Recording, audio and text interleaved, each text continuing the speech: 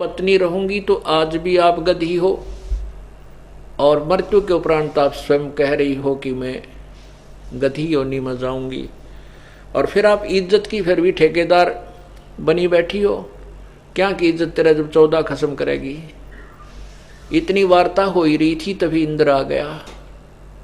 वो हार चुके थे बाजी में, खेल में, तो इंद्र ने आकर के कहा, बंद नवाज आप इंद्र की पदवी प्राप्त करो, तुम जीते हम हारे। मार्कंडेय ऋषि ने कहा, अरे अरे इंद्र तू क्या कहता है, मेरे लिए तो इंद्र की पदवी काग की बीट के तुल्य है।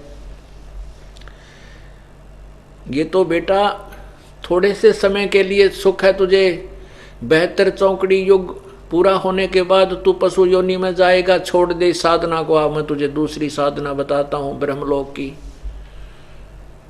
अब उसने ब्रह्मलोक तक का ज्ञान था, तो उस ब्रह्मलोक को अपनी को सब सर्वोत्तम मान रहा था,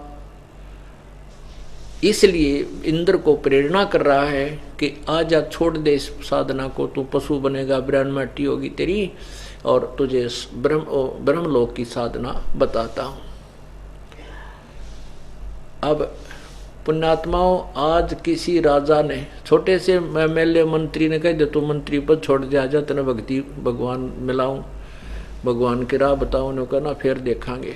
फिर क्यों देखेंगे ना, तो वह गाड़ी छूटती आगे से उठ मारने, वो छूटनी तो है 5 साल पाछे छूटेगी, लेकिन वो 5-6 साल भी नहीं पता कि आगे पता नहीं तू बनेगा कि नहीं बनेगा, और फिर भी ना छूटती। और उनको भी ऐसा ही पता है कि तू 72 चौकड़ी युग के बाद फिर तेरा नंबर होगा या नहीं, फिर तो है ही नहीं, और फिर भी ना वो स्वर्ग का वो आनंद छूटता। क्यों नहीं छूटता? क्योंकि ज्ञान नहीं। तो इंद्र से कहा कि इंद्र तू त्याग दे इस झंझट ने, आजा तुझे ब्रह्मलोक की साधना बताता हूं। अब इंद्र पर कहां छूटे वो चस्का, कहां वहां देवता लोग सलूट मारे, फिर तो चाहे कुआं पड़ जा गधा बने चाहे गधी, फिर डर कोई ना, पर वर्तमान के सुख ना छूटते। अब वर्तमान के ही छोड़ के हम भगवान को पा सकते हैं। अब यहां इंद्र बोला, अकबंद नवाज फिर कभी बलो, अब तो मैंने राज करने दिया, फिर देखूंगा। फिर के देखेगा, बता गधा अपने पास तो कुम्हार देखेगा, 2.5 मन का बोरा कमर पर होगा, लठ मारेगा कड़मे। देखना तो अब है, विचार कर। जैसा भी मार्कंडेय ऋषि जी को ज्ञान था उससे तो श्रेष्ठ था, लेकिन वो भी फाइनल नहीं था। अब यहां आप किसी ने कहो अपने मित्र को जिसने समय पर टूक मिल रहे हैं, बढ़िया, या व्यापार है या व्यवसाय ठीक चल रहा है या कोई पोस्ट ठीक उसको प्राप्त है, कतिराम नाम का निर्णय नहीं। क्यों नहीं? क्योंकि वहां अच्छी जय जयकार हो रही है और श्याम ने घूटी ला कर अपना कल्बों में बकवाद करने पैसा मिल रहा है। उसको कह दे किसी को भी आजा भक्ति कर ले, पुण्यात्मा होती है, भगवान के विचार पर विचार करते हैं उनकी चर्चाओं पर, लेकिन लास्ट में वह घूटी ना छूटती श्याम की। तो फिर कहें फिर देखेंगे, अब तो बस फिर देखें, फिर क्या देखेंगे? फिर तो पशु बनने के बाद भाई धनी देखेगा, गधा बनने के बाद तो मालिक देखेगा क्या करना तेरे साथ, कौन सा सलूक करना है, कितना वजन तेरे पर रखना है। तो हमने देखना है वर्तमान में, छोड़ बुराई और कर भक्ति की राही, परमात्मा के मार्ग पर चल। इस प्रकार इंद्र कुबेर ईश की पदवी ब्रह्मा वर्ण धर्मराया, विष्णुनाथ के पुर को जाके तो फिर भी उल्टा आया। अब जैसे विष्णु जी बनते हैं, ब्रह्मा जी बनते हैं, शंकर जी बनते हैं, ये कौन बनते हैं? ये पुण्यात्मा बनती हैं। ये पुण्यात्मा बनती हैं जो आप अब साधना कर रहे हो, आज आप सत्य भक्ति कर रहे हो, जो इस ज्ञान को दृढ़ता से स्वीकार कर गए और पूरी मर्यादा निभागे वो तो पार हो जाएंगे, लेकिन जो रह गए उनको काल बढ़ो लेगा, उनको बहका लेगा जब यहाँ से चलेगा, क्योंकि यहाँ से विमुख हो गए आप, यहाँ आना बंद कर दिया। ठीक है, गुरुद्रोही भी नहीं हुए, आपने गुरु जी की निंदा विंदा भी नहीं की, लेकिन किसी अपनी ही मन की सोच से दूर हो गए। फिर क्या होगा कि आप जो प्रथम मंत्र की कमाई आपने कर रहे हो, इन कमाई से भी पहले मंत्र का जो जाप करते हो इससे भी बहुत आपको धन प्राप्त होता भक्ति का। तो इससे कहाँ जाओगे?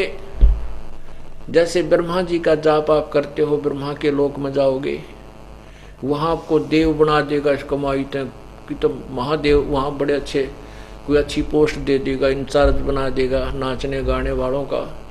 तो ऐसे वहाँ पुण्य खत्म किए, उसके बाद विष्णु जी के लोक में जाएगा। विष्णु जी के लोक में भी आपको ना मानो वहाँ कौन सी पोस्ट मिल जाए, तो वहाँ पुण्य खत्म करेगा। उसके बाद शिव जी के लोक में गण बनेगा जा करके, और वहाँ भी अपने पुण्यों को अक्षीण करके समाप्त करके फिर कहाँ जाएगा? फिर कोमन स्वर्ग में आएगा। कोमन स्वर्ग में अपना समाप्त करके, जैसे कई यज्ञ आदि करते हो साथ के साथ, इसको कोमन स्वर्ग में आपको प्राप्त होगा इसका फल, इंद्र के लोक में। वहां समाप्त करके फिर कहाँ जाओगे आप? जिसने प्रथम मंत्र ही लिया और कुछ दिन जाप किया फिर त्याग दिया, उसकी यह स्थिति होगी। फिर नरक में जाओगे, 84 लाख योनियां भोगेंगे। दूसरा मंत्र प्राप्त है, उसके बाद आप ओम नाम के जाप से ब्रह्मलोक में जाओगे, और जो दूसरा मंत्र आपको प्राप्त है सतनाम के साथ, उसके फल से आप काल ने ब्रह्मलोक के अंदर वहां पर 3-4 वो बना रखे हैं पदवी, 4 वेरिएशन कर रखे हैं, ऊंचे नीचे बना रखे हैं, जैसे सतलोक, अलखलोक, अगमलोक, अनामी लोक, नकली। तो उनमें जो अलखलोक सतलोक है, उस सतलोक के अंदर ये जो दूसरे मंत्र के जाप की कमाई को वहां नष्ट करवा देता है, और उसके बाद फिर ये 84 लाख योनियों में धक्के खाता रहता है।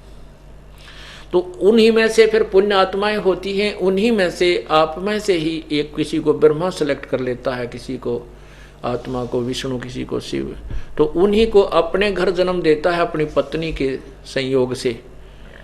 और जब ब्रह्मा की मृत्यु होने का समय आता, उससे पहले ही एक ब्रह्मा उत्पन्न करके एक पुत्र उसका, क्योंकि जिस स्थान पर ये रहते हैं दोनों, जहाँ बच्चे की उत्पत्ति करते हैं, वो उसी गुणों जैसा हो जाता है, वैसा ही स्वरूप हो जाता है जिस स्वरूप में वो वहाँ रहते हैं।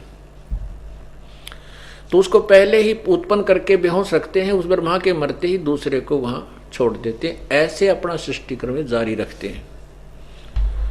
तो यहाँ क्या बताते हैं? फिर वो ब्रह्मा चला जाता है नीचे की योनियों में। जैसे अब वर्तमान ब्रह्मा है, 100 साल की हम अपने आयु पूरा करके मृत्यु को प्राप्त होगा, दूसरा ब्रह्मा ये तैयार रखेगा। उसके बाद ये सृष्टि काल की चलती रहेगी। ऐसे ही विष्णु मरेगा 7 ब्रह्मा के मृत्यु के बाद, तो एक विष्णु और तैयार उत्पन्न कर लेगा। वो अन्य आत्मा होंगी, ये आत्मा नीचे के अपन चली जाएंगी, 84 लाख योनियों में पहुंच जाएंगे, मनुष्य भी बनेंगे। जैसे आपने ब्रह्मा कुमारी पंथ सुना है, लेकिन हमने उसका पूरा हिस्ट्री पढ़ा है। उसमें क्या लिखा